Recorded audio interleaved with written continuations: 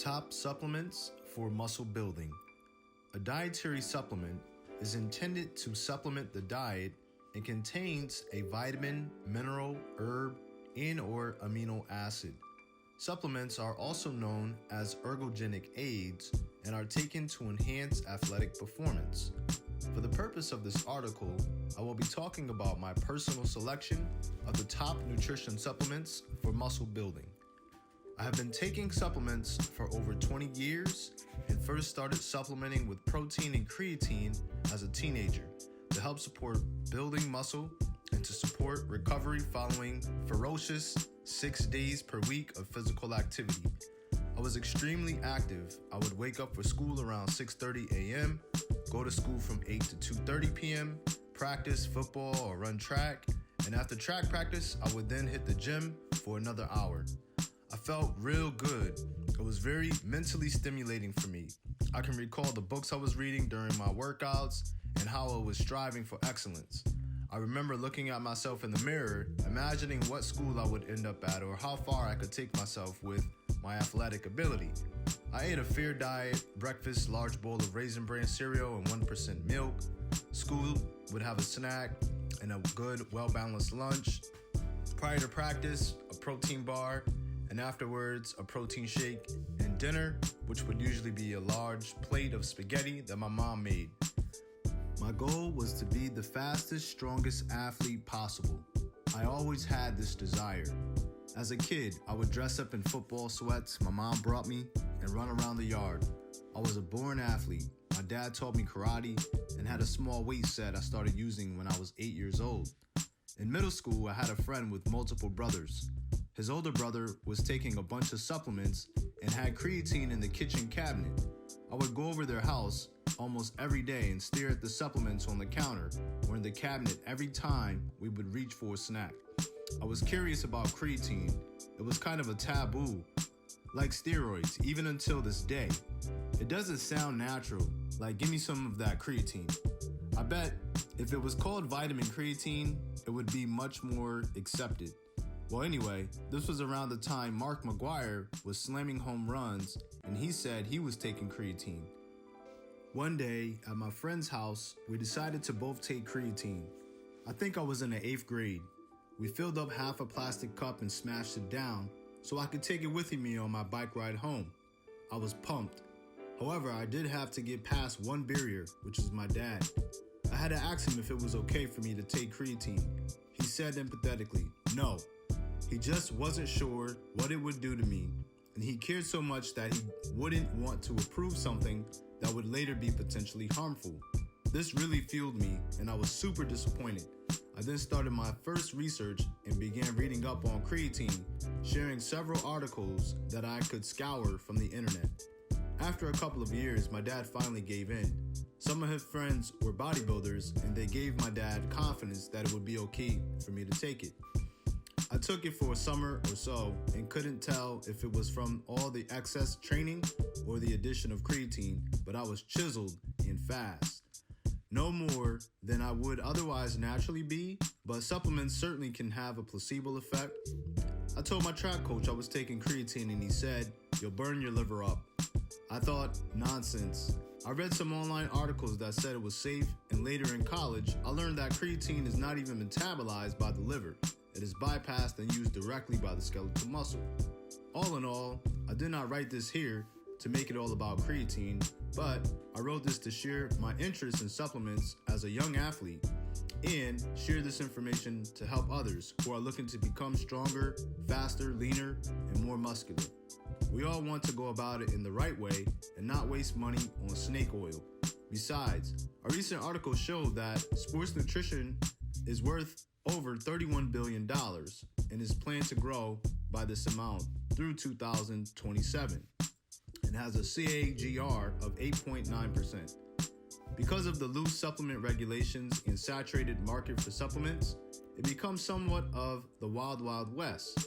I'd like to direct you and support you by providing some credible resources and references for the top sports nutrition supplements, which may have a benefit for performance.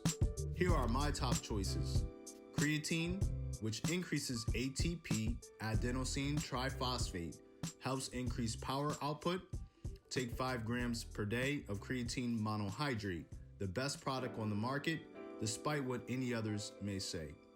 Whey protein helps meet additional protein needs affiliated with muscle building when conducting a resistance training exercise regimen. Take within 30 minutes after your workout or in the morning with your meal. HMB, beta-hydroxy beta-methylbutyrate, is a metabolite of leucine, helps to reduce muscle protein breakdown. Take as a stack in conjunction with creatine to help build muscle tissue. Branched chain amino acids, isoleucine, leucine, and valine. You want to select a product which will provide at least 2 grams of leucine for every 1 gram of isoleucine and valine. I like to take branched chain amino acids during my workouts to encourage hydration, as many of these supplements come in a powdered flavored form and contain electrolytes. It helps to reduce what's called central fatigue. It may be considered as a supplement to consume between meals to continually stimulate muscle protein synthesis in the setting of inadequate protein intake. Take it 2 to 3 hours after every meal when protein intake may be digested and broken down. These are the 4 core supplements I would recommend: whey protein, creatine, HMB, and branched chain amino acids. I would recommend to support these supplements or utilize them to help build muscle tissue. Other supplements are out there that have some research behind it, but these are the products that I will recommend directly for muscle building. There are some others that support performance, such as nitrates, caffeine, beta-alanine, that you can use around your workout to help give you more energy. These ingredients are typically found in pre-workouts and can help to give you more fuel. Lots of people are concerned about the efficacy and safety of supplements, and rightfully so. I'm certainly a food-first advocate, but I believe supplements can play a role in improving health and performance in some instances. Not all supplements are created equal, which is why you should use references such as labdoor.com, consumerlab.com, and NSF for Sport app. Even Informed Choice and Examine.com have more information that you can follow. Always do your own research on which products to choose and which ones are credible. The other issue you could run into when it comes to the efficacy and safety of supplements is how much of it you should take and the indications for use. Too much of anything may be harmful, so you don't want to take a whole bunch of any one of these products, and always stick to the suggested serving size. To conclude, aim to choose reputable, credible products, eat a healthy diet with good exercise habits, consume plenty of protein, fruits, and vegetables, and use protein control to help support your weight management and your muscle building goal. There are some people that are skeptics of supplements, which is perfectly fine. I believe that it is an individual choice. Personally, I find that taking supplements is fun, tasty, and exuberant. Without a doubt, gives me an additional boost during my workouts and helps support recovery. There is never a guarantee that it will give you the results you seek, so make sure to do your research. Find out what will work best for your goals and your physical activity or sport.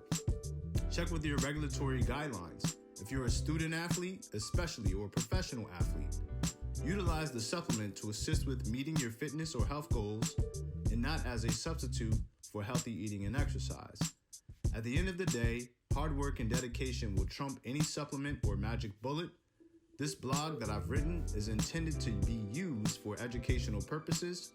I am not advocating nutritional supplementation over proper medical advice or treatment. If using any pharmaceuticals or drugs given by your doctor, or if you're taking drugs or medications, you must consult with your doctor first and question anything that a healthcare provider may provide you with, especially in regards to supplement use. If undergoing any medical therapies, consult with the respective therapist or healthcare professional about possible interactions between your treatment, pharmaceuticals, or drugs given and possibly provided by myself or any other healthcare professional.